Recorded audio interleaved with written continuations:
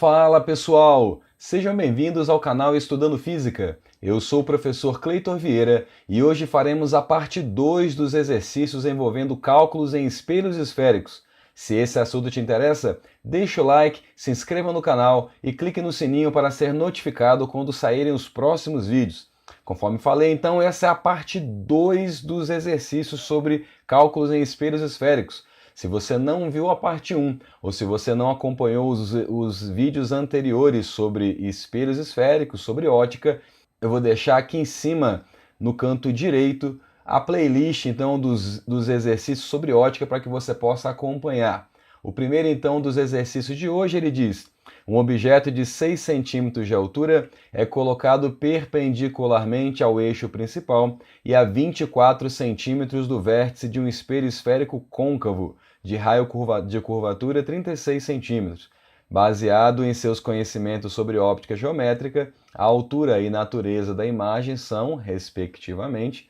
Bom, então quando analisamos esse exercício, vemos que ele nos diz que é um espelho côncavo, né? Vamos relembrar um pouquinho então como que podemos encontrar a imagem no espelho côncavo, né? Temos aqui um espelho côncavo, então. Se observarmos os dados, ele diz que o objeto se encontra a 24 centímetros do vértice do espelho, né? E o espelho tem um raio de curvatura de 36 centímetros, ou seja, a distância do vértice até o centro de curvatura, 36 centímetros, a metade é o foco, ou seja, 18 centímetros. Se o objeto se encontra a 24 centímetros, isso significa que ele está entre o centro de curvatura e o foco. Para que possamos então formar a imagem, precisamos de 2 raios, dentre os 4 raios notáveis que nós conhecemos. O primeiro que vamos usar então é todo raio que atinge o espelho paralelo ao eixo focal, ao eixo principal, é refletido passando pelo foco. Todo raio que atinge o espelho côncavo passando pelo foco será refletido paralelo ao eixo principal. Ali onde os 2 raios então se encontraram, nós desenhamos a nossa imagem. Portanto, só de ser capaz de representar essa imagem utilizando os raios, nós sabemos que ela é maior do que o objeto e que ela está invertida e que ela é real, né? Então, ao analisarmos as opções, já podemos descartar a letra A, que diz que ela é virtual, a letra C e a letra E, ficando, portanto, entre a letra B e a letra D. A pergunta agora é se o tamanho da imagem é 18 centímetros ou se o tamanho da imagem vai ser 12 centímetros. Para que possamos, então, determinar o tamanho da imagem, temos que conhecer 2 equações importantes aqui. A primeira, como já falamos em vídeos anteriores, é a equação de Gauss. Ela relaciona a distância focal, que é essa distância do vértice até o foco, com a distância até a imagem, né? Então do vértice até a imagem, e a distância do objeto, que é do vértice até o objeto. Então 1 sobre F é igual a 1 sobre DI mais 1 sobre DO. Então esses 3 valores estão relacionados através dessa equação. E a outra equação que nós temos, ela relaciona o tamanho do objeto com o tamanho da imagem, né? Ele relaciona a razão entre o tamanho do objeto e o tamanho da imagem com a distância até a imagem e a distância até o objeto. Então é a mesma proporção, né? Se a imagem for maior que o objeto, a distância da imagem também será maior do que a distância até o objeto e vice-versa. Então I sobre O é igual a menos DI sobre DO. Voltando então ao nosso exercício, vamos retirar os dados aqui. Ele diz no início que o objeto tem 6 centímetros de altura, então esse é o que nós estamos chamando de O, e que ele se encontra a 24 centímetros do vértice do espelho, então o DO é igual a 24 centímetros. O raio de curvatura é 36, como já havíamos dito, isso significa que a distância focal é 18 centímetros.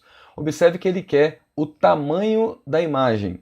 Porém, para que possamos encontrar o tamanho da imagem, temos que encontrar a distância da imagem. Vamos utilizar, portanto, a equação de Gauss. Substituindo no lugar do F os 18 centímetros e no lugar do DO os 24 centímetros, ficamos então com 1 sobre 18 igual a 1 sobre DI mais 1 sobre DO. O que temos que fazer agora é isolar esse 1 sobre DI, né, passando, portanto, esse 1 sobre 24 para o lado esquerdo da igualdade. Temos 1 sobre 18 menos 1 sobre 24 igual a 1 sobre DI. Tirando o mínimo múltiplo comum entre 18 e 24, teremos 72, e aí basta fazer 72 dividido por 18, que vai dar 4, vezes 1, 4, 72 por 24, 3, vezes menos 1, menos 3. Isso igual a 1 sobre DI. Eu continuo repetindo o lado direito. 4 menos 3, 1. Então ficamos com 1 sobre 72 igual a 1 sobre DI. E invertendo os dois lados, concluímos que DI igual a 72 centímetros. Então, repetindo, o objeto estará a 24 centímetros do espelho e a imagem a 72 centímetros, portanto, após o seno de curvatura, como já havíamos concluído. Podemos, então, agora determinar a altura da imagem usando a expressão I sobre O igual a menos DI sobre DO, já que já possuímos todos os valores. Então, no lugar do O, colocaremos 6 centímetros, no lugar do DI, 72 e no lugar do DO, 24. Basta passar esse 6, então, que está dividindo o I, eu jogo ele para o outro lado, eu passo ele para o outro lado, multiplicando. E 72 vezes 6 dividido por 24, 18 centímetros. Esse sinal de menos ele é importante porque ele indica que o objeto, a imagem, perdão, está invertida, né, de cabeça para baixo, conforme também já havíamos concluído na formação da imagem. E aí, portanto, a opção correta é a letra D. 18 centímetros é o tamanho da imagem, ela é real por estar na frente do espelho e ela é invertida. Vamos ao segundo exercício de hoje. Ele diz: para evitar acidentes de trânsito, foram instalados espelhos convexos em alguns cruzamentos. A experiência não foi bem sucedida, porque como os espelhos convexos fornecem imagens menores, perde-se completamente a noção de distância.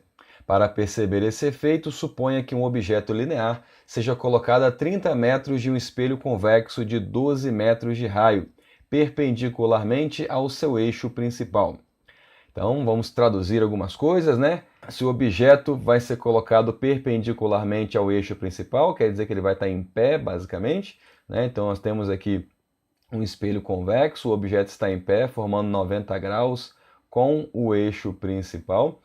O objeto estará a 30 metros do espelho e o espelho tem 12 metros de raio, ou seja, a distância focal é 6 metros. Um detalhe importante aqui é que todos os valores que estão atrás do espelho nós consideramos negativos, isso nessa análise horizontal, né? E todos os valores acima do eixo principal são positivos, abaixo são negativos. Portanto, como é um espelho convexo, o foco estará atrás do espelho e ao escrevermos a equação de Gauss, temos que colocar então o menos 6 aqui no lugar do F, no lugar do foco, né? Se eu não botar esse menos, a equação vai me fornecer um valor equivocado.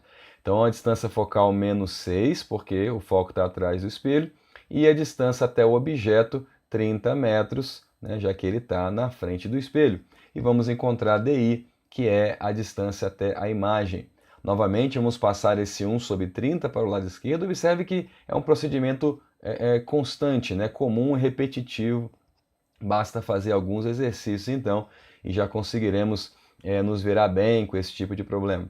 Ficamos com menos 1 sobre 6, menos 1 sobre 30 igual a 1 sobre DI.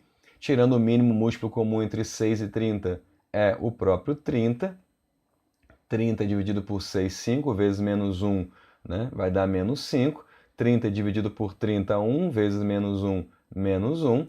Isso igual a 1 sobre DI. E, portanto, aqui podemos então, aqui vai dar menos 6, né? Podemos multiplicar cruzado, menos 6 vezes DI e 30 vezes 1. Passando esse menos 6 para o lado direito da igualdade, teremos DI igual a menos 30 sobre 6 e, portanto, DI igual a 5 metros. Menos 5 metros, o menos indica que a imagem está atrás do espelho. E esse objeto, portanto, ou melhor, essa imagem estaria a 5 metros do espelho atrás dele, quando o objeto mesmo estaria a 30 metros do espelho. Como ele falou, perde-se completamente a noção de distância ao utilizar um espelho convexo. A letra B diz: se substituíssemos o espelho convexo por um espelho plano, a que distância deste espelho seria vista a imagem daquele objeto? Então, para que possamos responder essa pergunta, temos que lembrar como é o processo de formação de imagens no espelho plano. Então, rapidamente aqui, temos o olho humano aqui observando esse objeto através de um espelho plano. Então, os raios que saem da parte de cima do objeto vão atingir o espelho, vão refletir com o mesmo ângulo e chegar até o olho. O olho humano ele enxerga como se os raios estivessem sempre vindo em linha reta. Então, se os raios vieram daqui, o olho entende que o objeto estará aqui na frente. A imagem, portanto, estará aqui e a característica principal é que essa distância até a imagem é exatamente a mesma distância até o objeto. Então, o espelho plano ele não distorce o objeto, nem distorce as distâncias. Portanto, se substituirmos o espelho convexo por um espelho plano, a distância que a imagem estará do espelho será 30 metros, né? Menos 30 por estar atrás do espelho. Esses eram então os 2 exercícios de hoje. Gostou dos exercícios? Então deixe seu like, se inscreva no canal e lembre-se de compartilhar com seus colegas que estejam com dúvidas. Até a próxima!